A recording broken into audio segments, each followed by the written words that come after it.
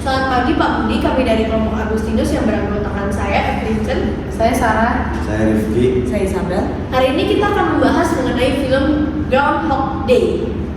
Nah, pertama kita bakal mulai dari inti masalahnya dulu. Jadi ceritanya intinya itu di Groundhog Day itu sebenarnya sederhana tapi kayak sangat filosofis gitu.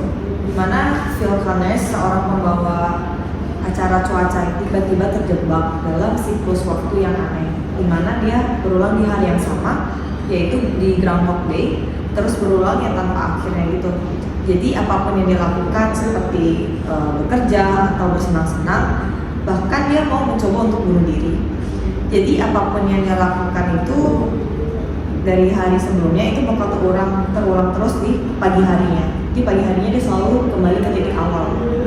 Nah, masalah utamanya dari cerita ini tuh bukan cuma bagaimana dia bisa keluar dari lingkaran waktu itu, tapi bagaimana dia bisa menghadapi kebosanan, keputusasaan, dan akhirnya itu dia dibuat merenung tentang apa sih makna hidup kalau semuanya kelihatan berhenti.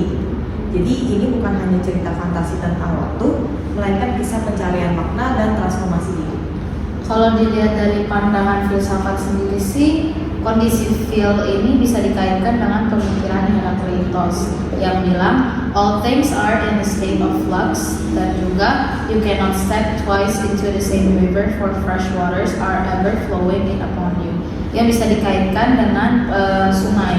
Jadi intinya reality itu selalu berubah-ubah, sama seperti sungai yang kita injak hari ini pasti berbeda dengan sungai untuk esok harinya, karena air pasti akan terlalu berubah-ubah. Hidup kita normalnya juga seperti itu, waktu terus berputar, pengalaman kita juga bertambah, serta kita sebagai diri sendiri juga berkembang. Tapi masalahnya Phil ini mengalami hal yang sebaliknya dibandingkan normal teori dari realitas itu sendiri. Dia itu nggak bisa melangkah ke sungai yang baru, jadi waktunya itu berhenti karena hari dia itu terus berulang-ulang, jadi hidupnya mengalami kebosanan. Dia itu mengalami kebosanan sehingga kondisi Phil ini bisa dibilang berbanding terbalik atau bertentangan langsung dengan filsafat Heraclitus. Kalau aku sih ada perspektif lain. Jadi kalau dari yang kamu bilang tadi itu sebenarnya ada perspektif lain. Nah, kalau misalkan pakai perspektifnya Parmenides, kondisi Phil itu justru malah sesuai banget sama apa yang dia alami sekarang itu. Karena Parmenides itu bilang, for what is empty is nothing, what is nothing cannot be. Jadi menurut dia realitas itu tetap abadi, gak berubah, dan ketiadaan itu gak mungkin ada. Artinya hanya ada keberadaan yang identik dan tidak bergerak. Nah ini persis banget kayak pengalamannya si Phil ini. Hari yang sama tuh terus-menerus hadir tanpa celah atau ruang kosong untuk hal baru itu nantinya muncul. Tidak ada kelahiran, tidak ada kehancuran, hanya pengulangan yang sama persis. Jadi bisa dibilang Phil itu hidup dalam dunia yang Parmenidean, di mana realitas itu beku dan perubahan eksternal itu hampir mustahil untuk terjadi. Nah, disinilah muncul persoalan filosofisnya. Kalau di dunia Phil sendiri, seperti versi Parmenides, bagaimana mungkin dia bisa menemukan tujuan hidup?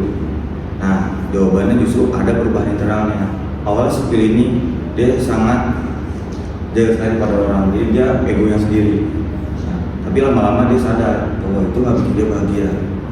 Dia mulai peduli sama orang, dia memperbaiki sikapnya, dan dia menemukan tujuan hidupnya.